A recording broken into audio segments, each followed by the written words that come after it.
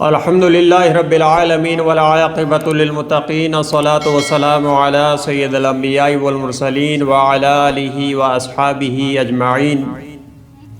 صدیم Islamic وظائف channel میں خوش آمدید میرے پیارے ساتھیوں۔ جو بھی نئے ساتھی آ رہے ہیں ان سے گزارش ہے وہ چینل کو ضرور سبسکرائب کر لیں اور ویڈیوز کو لائک اور شیئر ضرور کر دیا کریں، تاکہ آپ کے لائک اور شیئر کرنے کی وجہ سے کسی اور کا بھی بھلا ہو جائے تو اس میں آپ کا بھی حصہ لگ جائے گا۔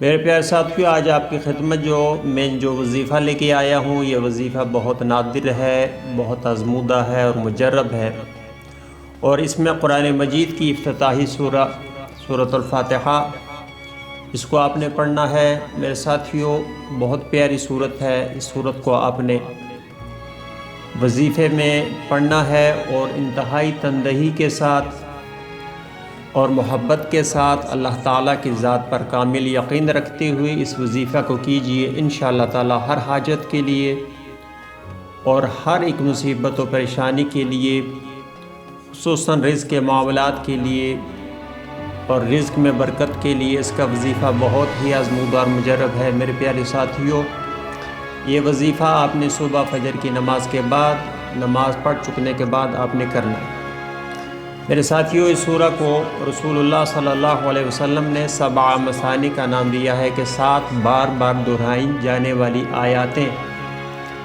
تو نماز میں تو یہ آیتیں دہرائی جاتی ہیں اور نمازی حضرات اس چیز کا بخوبی اندازہ لگا سکتے ہیں کہ اس کی کتنی برکت ہے۔ تو میرے ساتھیوں، اگر تو آپ نمازی ہیں تو آپ اس کی جو برکات ہے اور اس کی جو اللہ تعالیٰ نے اس میں طاقت رکھی ہے اسے بخوبی واقف ہوں گے۔ لیکن اگر آپ وظیفہ کرنا چاہیں تو وظیفے کے لیے لازم شرط یہی ہے کہ آپ کو نماز پڑھنی چاہیے اور نماز پڑھنے کے بعد ہی اس وظیفے کو کرنا چاہیے۔ میرے ساتھیوں، یہ دنیا ہے چند دنوں کی، کل ہم نے چلے جانا ہے، تو میرے ساتھیوں کوشش کیا کریں کہ آپ نماز پڑھیں۔ جب آپ نماز پڑھیں گے تو آپ کے آدھے مسائل یوں ہی اللہ تعالیٰ اپنے فضل سے، نماز کی برکت سے ختم فرما دیں گے۔ اس کے علاوہ بھی جن کو کوئی پریشانی ہو، حاجت ہو، مصائب ہوں، رزق کے معاملات میں کوئی رکاوٹ آ رہی ہو، تو اس کے لیے اس وظیفہ کا آپ آغاز کریں۔ انشاءاللہ تعالیٰ یہ وظیفہ ایک ہی دن کا وظیفہ ہے اور کوشش کریں اس کے لیے آپ وقت نکالیں۔ صبح فجر کی نماز کے بعد آپ نے اس کا وظیفہ کرنا ہے، تو اس کا طریقہ کار آپ نوٹ فرما لیں۔ سب سے پہلے آپ نے اعوذ باللہ السمیع العلیم من الشیطان الرجیم، یہ آپ نے 3 مرتبہ پڑھ کر پھر بسم اللہ الرحمن الرحیم ہر مرتبہ آپ نے سورۃ فاتحہ کے ساتھ پڑھنی ہے۔